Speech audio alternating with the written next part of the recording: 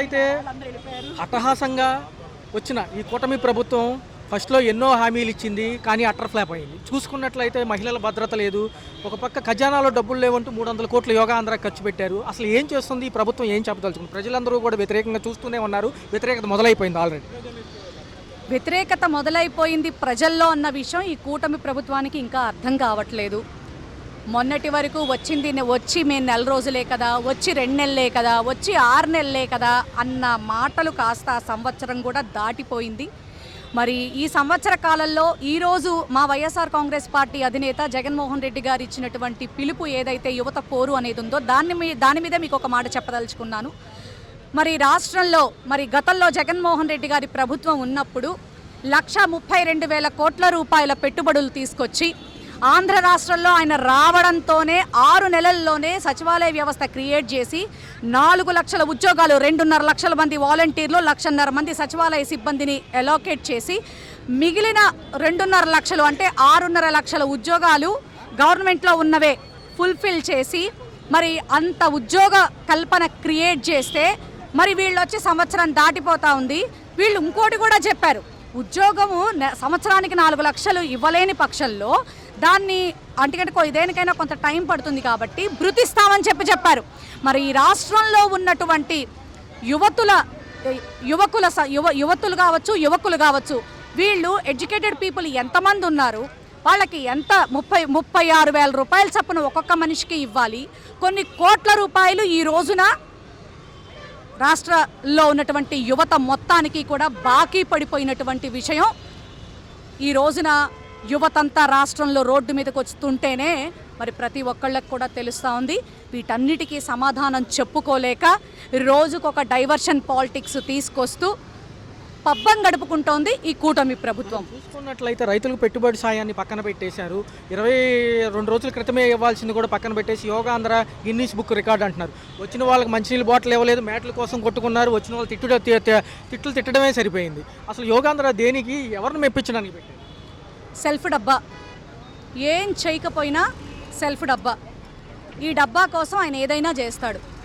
చంద్రబాబు నాయుడు గారిలో ఉన్న క్వాలిటీ ప్రకటనలు, ఆర్భాటాలు అది లేనిదే జగన్మోహన్ రెడ్డి గారికి. ఎందుకంటే 5 ఏళ్లలో 2 సంవత్సరాలు కరోనా కష్టకాలంలో ఉన్నప్పటికీ కూడా మిగిలిన 3 ఏళ్లలోనే మీరు నిజంగా ఆ లిస్టు మొత్తం ఇప్పుడు చదివితే 10 ఫిషింగ్ హార్బర్లు, 4 పోర్ట్లు, అట్లాగే మెడికల్ కాలేజీలు, రైతు భరోసా కేంద్రాలు, ప్రతి డివిజన్కి ఒక సచివాలయం, ఈ విధంగా ఎన్ని కన్సల్ట్ చేశారు.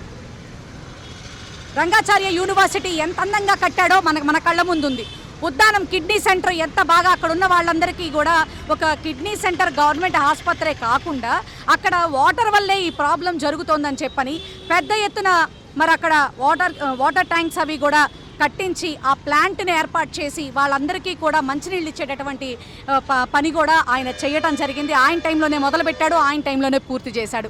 ఇట్లా ఫ్లైఓవర్లు కావచ్చు, ఎన్నో, 1 కాదు 2 కాదు ఎన్నో చేశారు. కానీ మా జగన్మోహన్ రెడ్డి గారు చేసినటువంటి ఒక చిన్న ఇబ్బందికర పరిస్థితి ఏమిటి అంటే మేము చేసింది చెప్పుకోలేకపోయాం. ఈ రోజున వీళ్ళు ఏం చేయకపోయినా కూడా మేం గొప్ప. యోగాంధ్ర ఓకే, ఆరోగ్యానికి సంబంధించి యోగా అనేది ప్రతి ఒక్కళ్ళకి అవసరం. అది ఒక వారం చెయ్యొచ్చు, వారోత్సవంగా ఒక వారం చెయ్యొచ్చు. దానికి నిజంగా అక్కడ ఉన్నటువంటి గిరిజనులందరినీ కూడా, ఆ చుట్టుపక్కల వైజాగ్ చుట్టుపక్కల ఉన్నటువంటి పిల్లలందరినీ కూడా కొన్ని వేల మందిని తీసుకొచ్చి ఒకే చోట కిక్కిరిసిపోయేటట్టుగా వాళ్ళని ఒక చోట ఉంచి వాళ్ళకి తిండి తిప్పలు ఏమీ లేకుండా పిల్లలు ఎట్టొచ్చారో ఎట్టబడుతున్నారో. నిజంగా వాళ్ళ భజన బృందం మీడియా TV5 సాంబడు గారు అంటారండి, మీకెందుకు అక్కడ ఉంటే మీకెందుకు, పిల్లల గురించి వాళ్ళు చూసుకుంటారు, మీకెందుకు, ప్రశ్నించడానికి మీరెవరు? మరి ప్రశ్నించడానికి మీరెవరు అని ప్రశ్నించే నువ్వెవరు?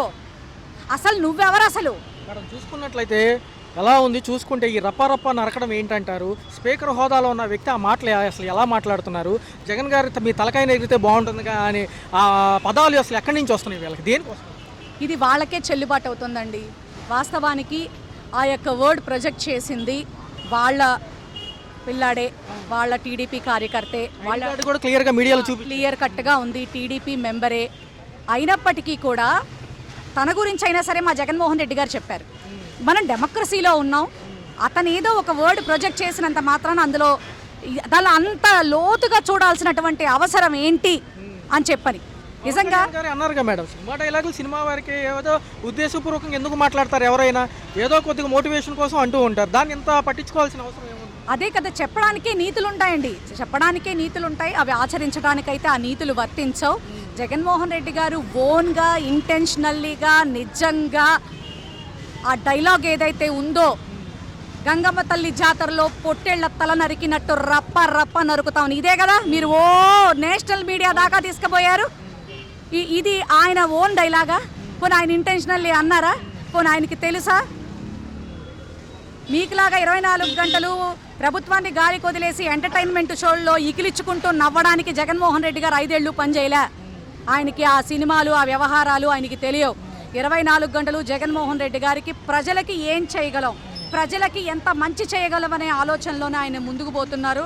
మీరు ఆయన్ని అడ్డుకోవాలని, ఆయన మీద పగ తీర్చుకోవాలని, అసలు ఆయన లేకుండానే పోవాలని మీరు చేసేటటువంటి ఈ చండాలం అంతా కూడా ఆంధ్ర రాష్ట్రం చాలా ఇదిగా చూస్తూ ఉంది. ఎందుకు ఈ కూటమి ప్రభుత్వాన్ని మనం ఎన్నుకున్నామా అని ప్రతి ఒక్కళ్ళు కూడా ఈ రోజున బాధపడుతున్నారు. ఇదే అక్షర సత్యం. ఇదే విషయానికి వస్తే లాస్ట్ క్వశ్చన్ మేడం, ఇదే విషయానికి వస్తే కూటమి ప్రభుత్వం తమ సంవత్సర పాలన నిమిత్తం కూడా నియోజకవర్గ వారికి గడప గడపకి వెళ్ళి మా పర్ఫార్మెన్స్ ఎలా ఉంటుంది అడుగుతారంట ప్రజలు. ఇప్పుడు చెప్తారు కదా, అడగనివ్వండి, బాగా అడగనివ్వండి. ప్రజల నుంచి వచ్చేటటువంటి రెస్పాండింగ్ కూడా వాళ్ళకి తెలుస్తుంది కదా. నిజంగా నాకు అర్థం కాని విషయం ఏంటంటే, చంద్రబాబు నాయుడు గారు మాట్లాడుతున్నారు 1,40,00,000 మంది షేర్ ఉన్నటువంటి ఈ ఆంధ్ర రాష్ట్రంలో వైఎస్ఆర్సీపీకి సంబంధించినటువంటి ప్రజలుంటే వాళ్ళందరూ ప్రజలు కాదా అని నేను అడుగుతా ఉన్నాను. వాళ్ళు ఆంధ్ర రాష్ట్రంలోనే వాళ్ళు పుట్టి పెరిగినటువంటి వ్యక్తులు. పార్టీ అయితే మాత్రం అంటే మీరు వాళ్ళకి ముఖ్యమంత్రి కాదా? నేను ఒకటే మిమ్మల్ని అడుగుతా ఉన్నాను చంద్రబాబు నాయుడు గారు, మీరు వాళ్ళకి ముఖ్యమంత్రి కాదా? వాళ్ళు మరి పన్నులు గిన్నెలు ఏం కట్టుకోవట్లేదా? మరి న్యూట్రల్ పీపుల్ 1 కోటి మంది ఉంటారు, మా వాళ్ళు 1.5 కోటి అనుకుందాం. ఈ 2.5 కోట్ల మందికి నేను ముఖ్యమంత్రిని కాదు అని చెప్పని ఓ మాట చెప్పండి. మీరు ఓ జీవో రిలీజ్ చేయండి, అప్పుడు మిమ్మల్ని మేము క్వశ్చన్ చేయడం మానేస్తాం. మీరు మాకు సంబంధించిన ఆయన కాదు అని చెప్పని. నిజంగా సిగ్గుపడాలి సార్.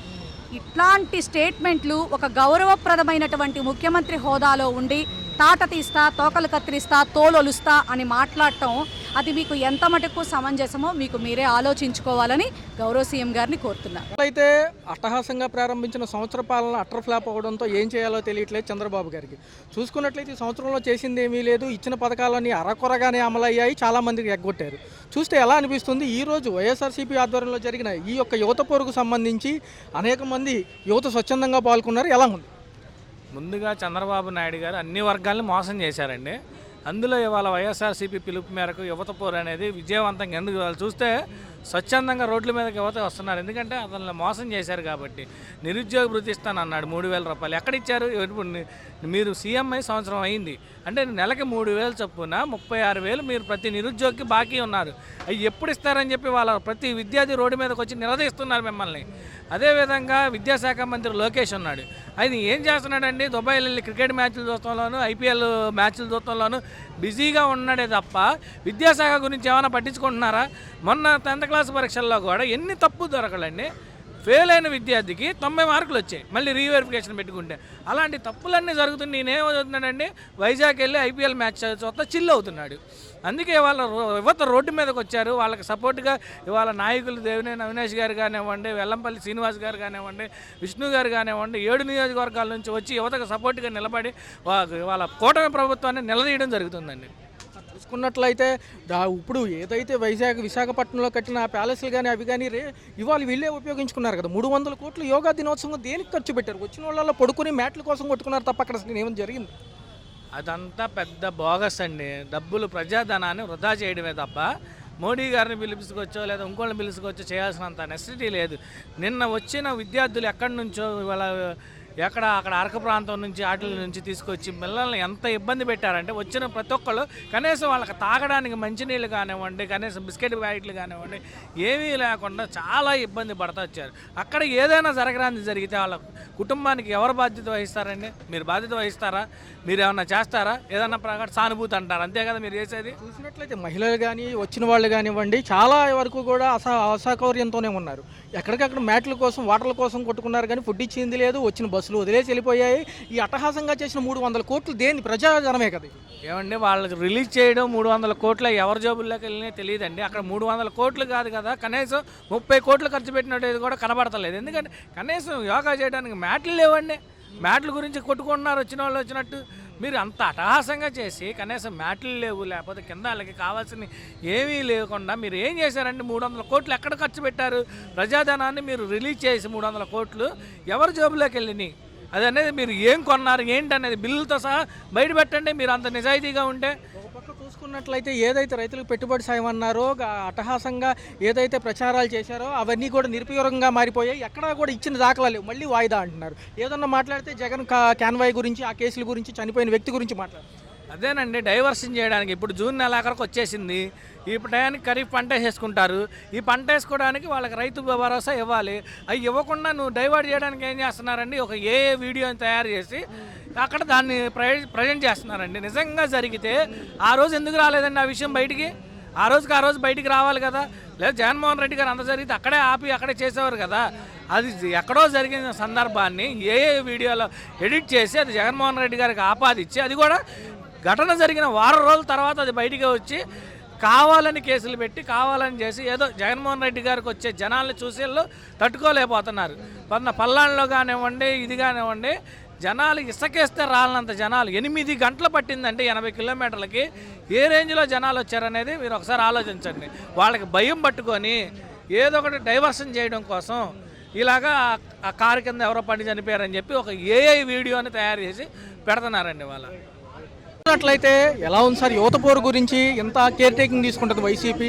గత ప్రభుత్వం ఏదైతే కూటమి ప్రభుత్వం ఇచ్చిందా హామీలు ఏమైపోయాయి? అట్టహాసంగా గెలిచారు కానీ అన్ని తొంగలో తొక్కారు. ఎలా అనిపిస్తుంది? కూటమి ప్రభుత్వం ఇది నిరుద్యోగుల వ్యతిరేక ప్రభుత్వం, నిరుద్యోగులు వంచే ప్రభుత్వం. ఏడాది పాలన పూర్తయింది. మా నిరుద్యోగులు నెలకు 3,000 రూపాయలు ఇవ్వాలి. సంవత్సరం అయింది, 36,000 రూపాయలు మాకు ఎందుకు ఇవ్వడం లేదని నిరుద్యోగులు ఈరోజు ప్రశ్నిస్తూ ఉన్నారు. నిరుద్యోగులు వంచే విధంగా ఈరోజు డైవర్షన్ పాలిటిక్స్ తోటి ప్రభుత్వం వ్యవహరిస్తూ ఉంది. ఇది చాలా దుర్మార్గమైంది. ఈ ప్రభుత్వం నిరుద్యోగులకు ఉద్యోగాలు, ఉపాధి అవకాశాలు కల్పించకుండా తిరిగి సంబరాలు చేసుకుంటా ఉన్నారు. మీ సంబరాలు దేనికి? యువతని వంచినందుక, యువతని మోసగించినందుక అని మేము ప్రశ్నిస్తూ ఉన్నాం. నిరుద్యోగులకి 36,000 రూపాయలు తక్షణమే చెల్లించాలి. 1,50,00,000 మంది నిరుద్యోగులకి ఉద్యోగాలు కల్పించాలి.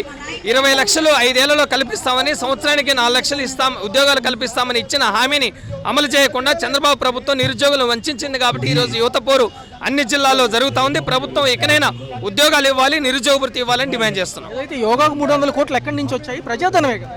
యోగాంధ్ర పేరుతో యోగాంధ్రని రాజకీయాంధ్రగా మార్చి 300 కోట్ల రూపాయలు ఖర్చు పెట్టి కనీస వసతులు కల్పించకుండా, తీసుకొచ్చిన విద్యార్థులకి భోజనం అందించకుండా, కనీస వసతులు కల్పించకుండా చాలా దుర్మార్గం వ్యవహరించింది. కాబట్టి దీనికి వ్యతిరేకంగా ఈరోజు యోగాంధ్ర పేరుతో ప్రజాధనాన్ని వృధా చేసి ఉద్యోగులకు విద్యార్థులకు ఫీజులు ఇవ్వకుండా, నిరుద్యోగులకు ఉద్యోగాలు ఇవ్వకుండా వంచి, నిరుద్యోగ భృతి ఇవ్వకుండా వంచిన యువతని వంచిన కూటమి ప్రభుత్వానికి వ్యతిరేకంగా ఈరోజు ఉద్యమిస్తా ఉన్నాం. విద్యాశాఖ మంత్రి గారు ఏమైపోయారో అసలు కనిపించట్లేదు. ఈ యొక్క సెక్షన్ గురించి మాట్లాడరు. ఎందుకంటే రైతులు పెట్టుబడి సాయం ఇవ్వాల్సిన డేట్లు కూడా దాటిపోయాయి. విద్యాశాఖ మంత్రి తన మంత్రి పదవిని వదిలేసి షాడో ముఖ్యమంత్రిగా వ్యవహరిస్తూ ఉన్నాడు. అన్ని శాఖలకు ఒక షాడో అజమాయిషీ చేస్తూ ఉన్నాడు. విద్యాశాఖలో ఏం జరుగుతుందో పట్టించుకోవడం లేదు, ఏం జరుగుతుందో తెలియదు. ఫీజులు లేవు, ఉద్యోగాలు లేవు, విలీనం పేరుతో పాఠశాలను రద్దు చేస్తూ ఉన్నారు. ఇవన్నీ జరుగుతూ ఉంటే ఈ రాష్ట్ర విద్యాశాఖ మంత్రి నారా లోకేష్ గారు చోద్యం చూస్తూ ఉన్నారు. అందుకనే నారా లోకేష్ గారు తక్షణమే రాజీనామా చేయాలని డిమాండ్ చేస్తున్నారు. హలో, తెలుగు రాజ్యం ఛానల్ చూస్తున్నారా? సామాజిక, రాజకీయ, జీవన చిత్రణే తెలుగు రాజ్యం. అతిశయోక్తులు, అసత్యాలు ఉండవు. రాజకీయ కోణం కాదు, ప్రజా కోణమే కొలబద్ద. తెలుగు రాజ్యం వీక్షణ మీ ఉత్తమ అభిరుచికి నిదర్శనం.